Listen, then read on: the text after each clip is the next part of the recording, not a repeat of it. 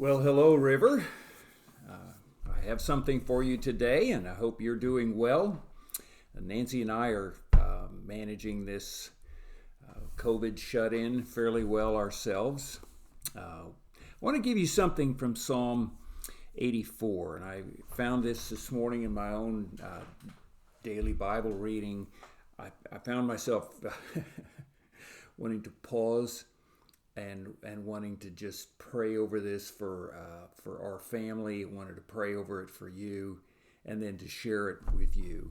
What this is a psalm that was written to be sung as the men of Israel would take their families 3 times each year, and they would journey to Jerusalem for festival. And as I thought about that, I thought, wow, one of these days we're going to be able to get back together and worship. We're going to have a place we worship and a time we gather together and worship. But in the meantime, we're put on pause, and there's still in us a longing and this desire to worship. That's what I want to draw on this morning, is what these people sang about, thought about, as they were journeying to that time when they could gather and worship. And so it begins in verse 5, where the psalmist says, "How blessed is the man whose strength is in you, and whose heart are the highways to Zion." You know, that journey to Jerusalem for some of these people was a long, long, long walk. But these people trusted God to give them strength to get there. And their hearts were characterized by what is described as a highway. The highway was not just what they were walking on. The highway was what was in their heart. Their longing was for their God. Their longing was to worship God. Their delight was to gather and worship Him, as well as worship Him in private. And so these people would sing about this heart of this highway to Zion.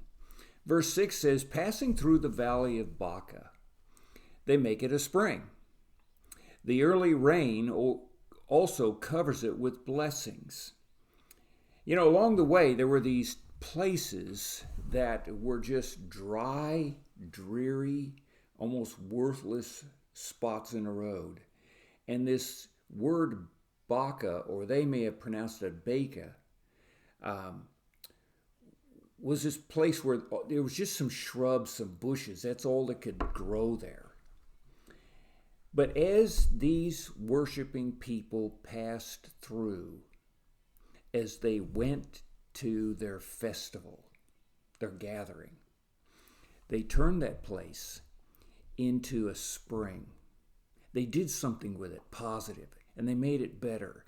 They apparently thought of themselves as praying, because it's not only that springs were coming up from underneath, but as they went through, it would rain, and it would turn that dry place into something joyful and happy and fruitful. And in a sense, that's what we're going through in this Corona period, while we wait in order to worship together. Well, we've got to do something with this period. Let's turn it into a spring. And let's pray, and let's let God rain His blessings on this time. And we look back on this, and it will be a place of life and of joy. And that's what we did. We turned this dry, dreary place into something positive. Finally, the psalmist says they go from strength to strength. Every one of them appears before God in Zion. You know, as they were journeying towards their festival, they would get stronger and stronger instead of weaker and weaker. And that's my prayer for River, as we wait and wait and wait until we can get back together again. That in the meantime, we're actually getting stronger and stronger and stronger, This says every one of them appears before God in Zion, that we won't have people dropping out during this time. Actually, everyone gets there. In fact, we probably are going to gather up some people on the way. So what do we do with this? Well, I'm asking God to put these highways to Zion, that he'd build into the heart of River this longing, this desire to know Jesus as fully as we possibly can. And that would be the characteristic of our heart. And as we go through this corona time, it would actually get stronger and stronger. And that we would be the kind of people that as we go through these dry times, these tough times, we turn it into a place of life. We turn it into a place of joy.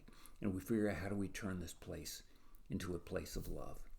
River, you have a good day, and I'll chat with you soon.